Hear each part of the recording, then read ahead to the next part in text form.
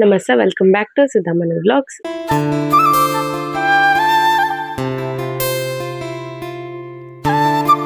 ಯಾರೆಲ್ಲ ನನ್ನ ವ್ಲಾಗ್ನ ಫಸ್ಟ್ ಟೈಮ್ ನೋಡ್ತಾ ಇದ್ದೀರಾ, ದಯವಿಟ್ಟು ಸಬ್ಸ್ಕ್ರೈಬ್ ಮಾಡ್ಕೊಂಡು ನೋಡಿ.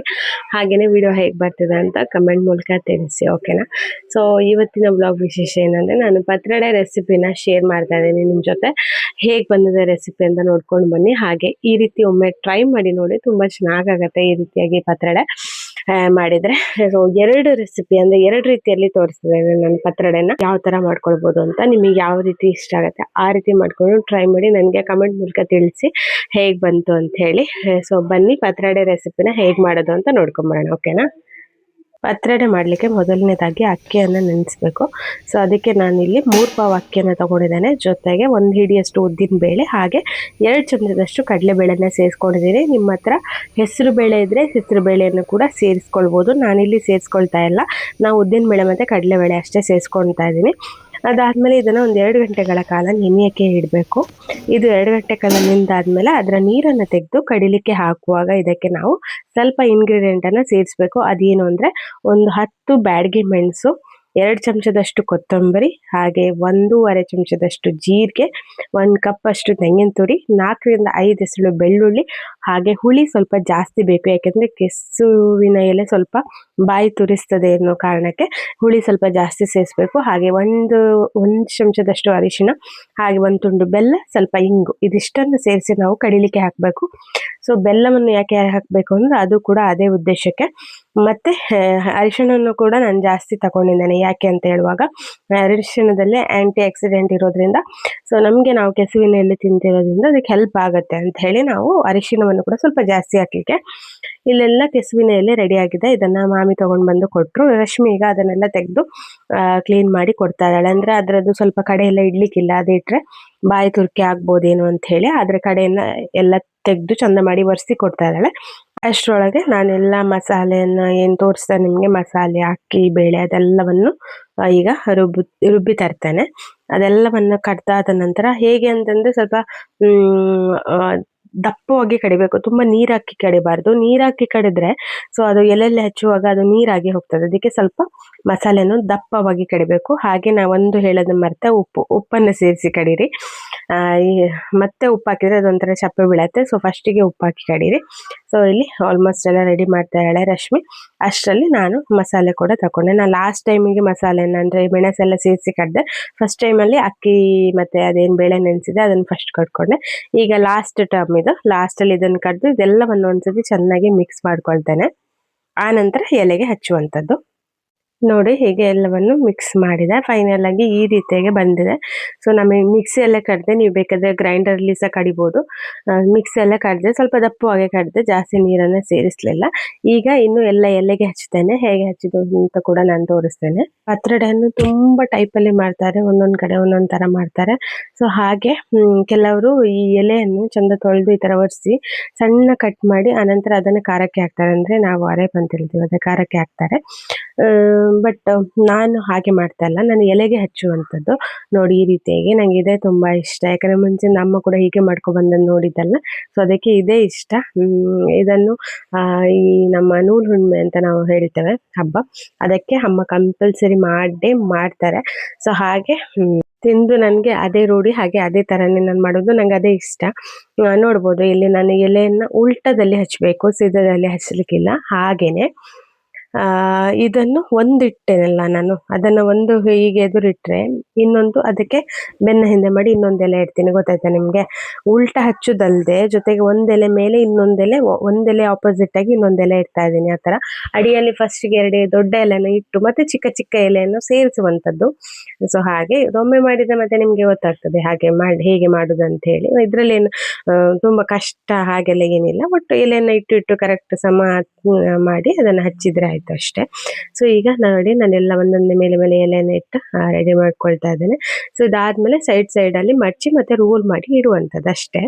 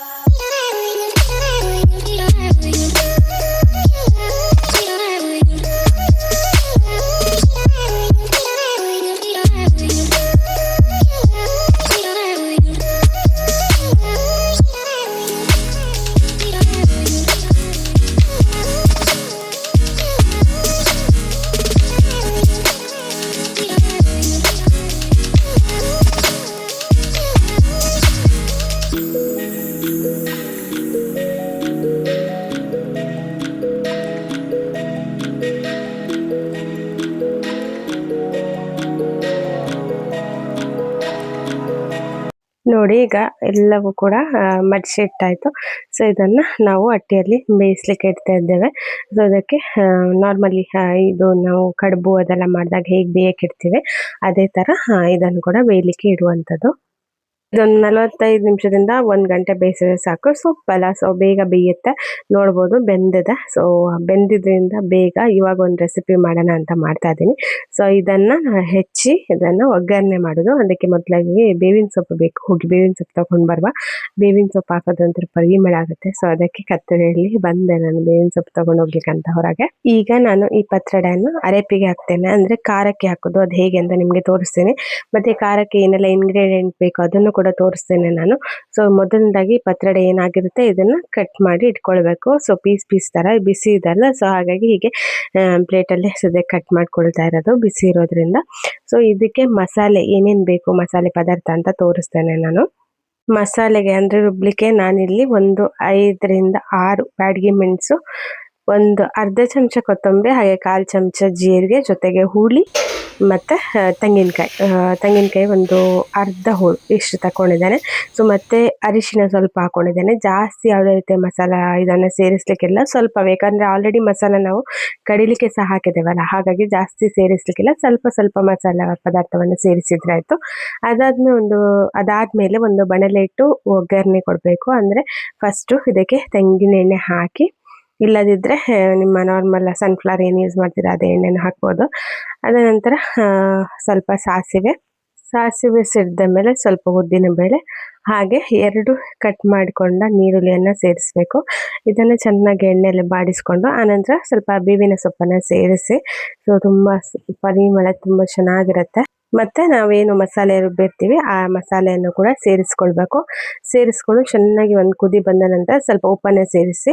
ಸೊ ನಾನಿಲ್ಲಿ ಜಾಸ್ತಿ ಉಪ್ಪನ್ನು ಸೇರಿಸಿಲ್ಲ, ಸ್ವಲ್ಪವೇ, ಯಾಕೆಂದರೆ ಆಲ್ರೆಡಿ ನಾವು ಪತ್ರೊಡೆಯಲ್ಲಿ ಕೂಡ ಸ್ವಲ್ಪ ಉಪ್ಪನ್ನು ಸೇರಿಸಿದ್ದೇವಲ್ಲ, ಹಾಗಾಗಿ ನೋಡಿ ಈ ರೀತಿಯಾಗಿ ಬಂದಿರುತ್ತೆ. ಖಾರ ಅಂದರೆ ತುಂಬ ಖಾರವಾಗಿ ಏನಿರೋದಿಲ್ಲ, ಏಕೆಂದರೆ ಮಸಾಲೆ ಸ್ವಲ್ಪ ಕಮ್ಮಿನೇ ಹಾಕಿದ್ದೇವೆ. ಮತ್ತು ಕೆಸುವಿಗೆ ಮಸಾಲೆ ಜಾಸ್ತಿ ಎಳ್ಕೊಂಡಿರೋದು, ಅಂದರೆ ಹುಳಿ ಆಗಲಿ ಬೆಲ್ಲ ಆಗಲಿ ಮೆಣಸಾಗಲಿ ಎಲ್ಲ ಕರೆಕ್ಟಾಗಿ ಈಕ್ವಲ್ ಆಗಿ ಎಳ್ಕೊಂಡಿರುತ್ತೆ. ಸೊ ಹಾಗಾಗಿ ಲೈಟಾಗಿ ಇದು ಮಾಡಿಕೊಂಡ್ರೆ ಆಯಿತು. ಸೊ ಇದನ್ನು ಚೆನ್ನಾಗಿ ಫ್ರೈ ಮಾಡ್ಕೋಬೇಕು ಮಸಾಲೆನ. ಆನಂತರ ನೀರನ್ನು ಸೇರಿಸ್ಬೇಕು. ನಾವು ಎಷ್ಟು ನೀರು ಸೇರಿಸ್ಕೊಂಡ್ರೆ ಅದು ಮಸಾಲ ಕೆಸುವಿನ ಸೊಪ್ಪೊಳಗೆ ಇಳಿತದೆ. ಸೊ ಹಾಗೆ ನಿಮಗೆ ಎಷ್ಟು ಬೇಕೋ ಅದಕ್ಕೆ ಅನುಗುಣವಾಗಿ ನೀರನ್ನು ಸೇರಿಸ್ಕೊಂಡ್ರೆ ಆಯಿತು. ನಾನು ಸ್ವಲ್ಪ ನೀರನ್ನು ಸೇರಿಸ್ಕೊಳ್ತೀನಿ. ಈಗ ನೋಡಿ ಮಸಾಲೆ ಚೆನ್ನಾಗಿ ಕುದ್ದಿದೆ. ಈಗ ನಾವು ಕಟ್ ಮಾಡಿ ಇಟ್ಕೊಂಡ ಪತ್ರೊಡೆಯನ್ನು ಇದಕ್ಕೆ ಸೇರಿಸ್ಬೇಕು. ಸೊ ನೋಡ್ಬೋದು ನೀವು, ನಾನು ಸೇರಿಸ್ಕೊಳ್ತಾ ಇದ್ದೀನಿ. ಉಪ್ಪು ಹಾಕಿದ್ದೀನಿ ನಾನು ಆಲ್ರೆಡಿ, ಅದನ್ನು ನಿಮಗೆ ಮೆನ್ಷನ್ ಮಾಡಿದೆ, ಬಟ್ ಇಲ್ಲಿ ತೋರಿಸೋದು ಮರ್ತು ಹೋಗ್ಬಿಟ್ಟೆ. ನನ್ನದು ವೀಡಿಯೋ ಮಾಡಿದ್ದೆಲ್ಲ ಸ್ಕಿಪ್ ಆಗಿದೆ. ಸೊ ನೋಡ್ಬೋದು ಈಗ ನಾನು ಸೊಪ್ಪನ್ನು ಸೇರಿಸ್ಕೊಂಡು ಜಸ್ಟ್ ಒಂದು 2 ಟರ್ನ್ ಮಾಡಿದರೆ ಅಷ್ಟು ಆಯಿತು. ಮತ್ತೆ ಜಾಸ್ತಿ ಕುದಿಲಿಕ್ಕಿಲ್ಲ, ಮಸಾಲೆ ಮಾತ್ರ ಸ್ವಲ್ಪ ಕುದ್ರೆ ಆಯಿತು. ಇದು ಆಲ್ರೆಡಿ ಸೊಪ್ಪು ಬೆಂದಿದೆ ಅಲ್ಲ, ಸೊ ಹಾಗೆ ಮತ್ತೆ ಜಾಸ್ತಿ ಬೇಯಿಸ್ಬೇಕಂತ ಇಲ್ಲ. ಜಸ್ಟ್ ಮಸಾಲೆ ಮಾತ್ರ ಸ್ವಲ್ಪ ಹಸಿ ಸ್ಮೆಲ್ ಹೋಗೋವರೆಗೂ ಕೊದಿಸಿದ್ರೆ ಆಯ್ತು ಅಷ್ಟೇ. ಅದಾದಮೇಲೆ ಇದನ್ನು 2 ರೌಂಡು ಚೆನ್ನಾಗಿ ಮಾಡಿ ಮಿಕ್ಸ್ ಮಾಡಿದ್ರೆ ಅಲ್ಲಿಗೆ ಪತ್ರೊಡೆ ರೆಡಿ ಆಗಿದೆ. ಸೊ ಬನ್ನಿ ಹೇಗಾಗಿದೆ ಅಂತ ಕೇಳೋಣ.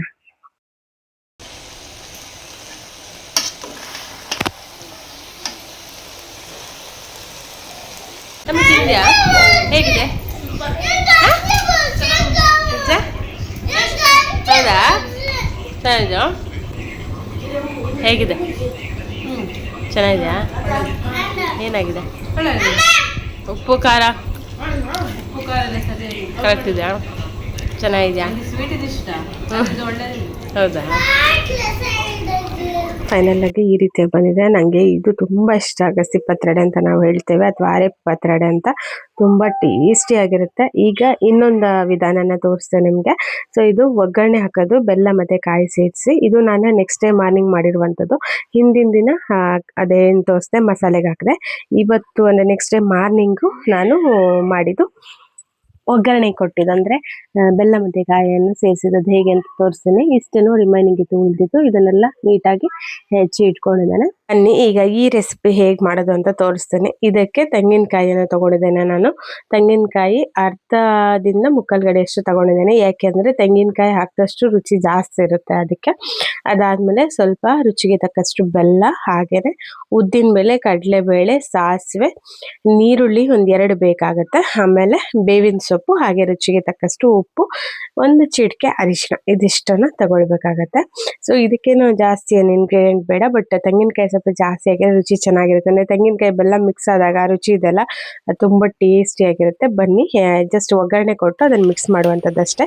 ಈಗ ಒಡಲೆ ಇಟ್ಟಿದ್ದೇನೆ, ಇದಕ್ಕೆ ತೆಂಗಿನ ಎಣ್ಣೆನ ಹಾಕ್ಕೊಳ್ಬೇಕು. ನೀವು ಬೇಕಾದರೆ ಸನ್ಫ್ಲವರ್ ಎಣ್ಣೆಯನ್ನು ಕೂಡ ಹಾಕ್ಕೊಳ್ಬೋದು, ಬಟ್ ತೆಂಗಿನ ಎಣ್ಣೆ ಮಾತ್ರ ಟೇಸ್ಟ್ ಎನ್ಹಾನ್ಸ್ ಮಾಡುತ್ತೆ, ತುಂಬ ಚೆನ್ನಾಗಿರುತ್ತೆ ಫ್ಲೇವರ್ಫುಲ್ಲಾಗಿ.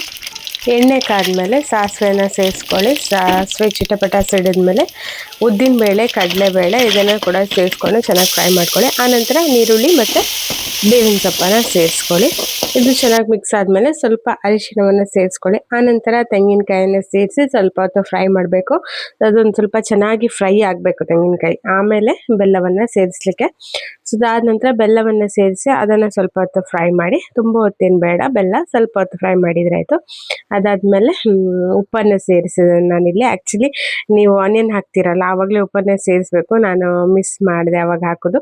ಸೊ ಮತ್ತೆ ಹಾಕಿದೆ. ಮತ್ತು ಉಪ್ಪು ಜಾಸ್ತಿ ಹಾಕಬೇಕನ್ನೋ ಅವಶ್ಯಕತೆ ಇಲ್ಲ, ಯಾಕೆಂದರೆ ನಾನು ಹೇಳ್ದಂಗೆ ಆಲ್ರೆಡಿ ನಾವು ಪತ್ರೊಡೆ ಬೇಯಿಸುವಾಗ ಉಪ್ಪು ಹಾಕಿ ಆಗಿದೆ. ಸೊ ಅದಕ್ಕೆ ಈಗ ಸ್ವಲ್ಪ ಹಾಕಿದೆ ಸಾಕು, ರುಚಿಗೆ ತಕ್ಕಷ್ಟು. ಆನಂತರ ಈಗ ಪತ್ರೊಡೆನ ಆವಾಗಲೇ ಹೆಚ್ಚಿಟ್ಕೊಂಡಿದ್ದೆ ನೋಡಿ, ಅದನ್ನು ಸೇರಿಸ್ಕೊಳ್ತಾ ಇದ್ದೇನೆ. ಅದನ್ನು ಸೇರಿಸ್ಕೊಂಡು 1-2 ಸತಿ ಮಿಕ್ಸ್ ಮಾಡಿದರೆ ಆಯಿತು. ಇದನ್ನು ಕೂಡ ಜಾಸ್ತಿ ತಿರುಗಿಸ್ಲಿಕ್ಕಿಲ್ಲ, ಅದು ಪುಡಿ ಪುಡಿ ಆಗುತ್ತೆ. ಸ್ವಲ್ಪ ಮಿಕ್ಸ್ ಮಾಡಿದರೆ ಆಯಿತು. ಅಲ್ಲಿಗೆ ನಮ್ಮ ಪತ್ರೊಡೆ ರೆಡಿ. ಇದು ಸಖತ್ತು ಟೇಸ್ಟಿಯಾಗಿರುತ್ತೆ. ಬಟ್ ನನಗೆ ಫಸ್ಟ್ ತೋರಿಸಿದ್ನಲ್ಲ ಅದು ತುಂಬ ಇಷ್ಟ. ನನ್ನ ಹಸ್ಬೆಂಡ್ಗೆ ಈ ರೆಸಿಪಿ ತುಂಬ ಇಷ್ಟ. ಹೆಚ್ಚಾಗಿ ನಮ್ಮಲ್ಲಿ ಎಲ್ರಿಗೂ ಇದೇ ರೆಸಿಪಿ ಇಷ್ಟ. ಸೊ ನೀವು ಒಂದ್ಸತಿ ಟ್ರೈ ಮಾಡಿ, ಹೇಗೆ ಬಂತು ಅಂತ ನನಗೆ ತಿಳಿಸಿ. ಹಾಗೆ ವರ್ಷಕ್ಕೊಮ್ಮೆ ಕೆಸುವಿನ ಎಲೆ, ಕೆಸುವಿನ ದಂಟು ತಿನ್ನಲೇಬೇಕು ಅಂತ ಹೇಳ್ತಾರೆ. ಸೊ ಹಾಗೆ ನಾವು ಈ ಥರ ರೆಸಿಪಿ ಮಾಡಿ ಅದನ್ನು ತಿಂತೇವೆ. ಸೊ ತುಂಬ ಟೇಸ್ಟಿಯಾಗಿರುತ್ತೆ. ಒಂದ್ಸತಿ ಟ್ರೈ ಮಾಡಿ ನೋಡಿ ಆ್ಯಂಡ್ ನನಗೆ ಕಮೆಂಟ್ ಮೂಲಕ ತಿಳಿಸೋದನ್ನು ಮರಿಬೇಡಿ. ಸೊ ಇದಾಗಿತ್ತು ಗೈಸ್ ಇವತ್ತಿನ ವ್ಲಾಗ್. ಈ ವ್ಲಾಗ್ ಇಷ್ಟ ಆದರೆ ಲೈಕ್ ಮಾಡಿ, ಶೇರ್ ಮಾಡಿ, ಕಮೆಂಟ್ ಮಾಡಿ. ಹಾಗೆ ವ್ಲಾಗ್ಸ್ನ ನೋಡ್ತಾ ಇರಿ. Thank you all. Bye bye.